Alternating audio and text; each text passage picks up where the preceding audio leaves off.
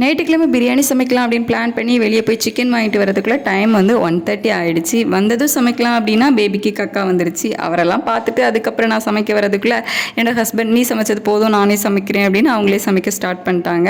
நான் அப்படியே சைடில் வாங்கிட்டு வந்த கருவேப்பிலை கொத்தமல்லியெல்லாம் பத்திரமா எடுத்து வைக்க ஆரம்பிச்சிட்டேன். நம்ம வீட்டில் ஃப்ரிட்ஜில் இல்லை, ஸோ இந்த மாதிரி பாட்டிலை வந்து கட் பண்ணி அதில் கொஞ்சமாக தண்ணி விட்டுட்டு இந்த மாதிரி கொத்தமல்லியை வேரோடு வச்சோம் அப்படின்னா 1 வீக் வரைக்கும் கெட்டு போகாமல் இருக்குது.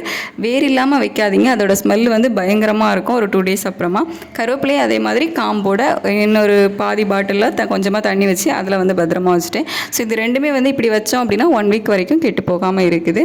அதுக்கப்புறமா அந்த இடத்தெல்லாம் க்ளீன் பண்ணி விட்டுட்டு சரி ஹஸ்பண்டுக்கு ஹெல்ப் பண்ணலாம் அப்படின்னு சொல்லிட்டு இங்கே வந்து அவங்க பிரியாணி சமைக்கவே ஸ்டார்ட் பண்ணிட்டாங்க.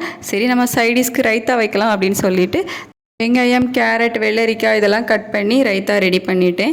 ஸோ ஃபைனலாக நாங்கள் வந்து சாப்பிடும்போது பார்த்திங்க அப்படின்னா மதியம் 3 மணி ஆகிடுச்சு. உங்கள் வீட்டில் என்ன சமையல்னு கமெண்ட்டில் சொல்லுங்கள்.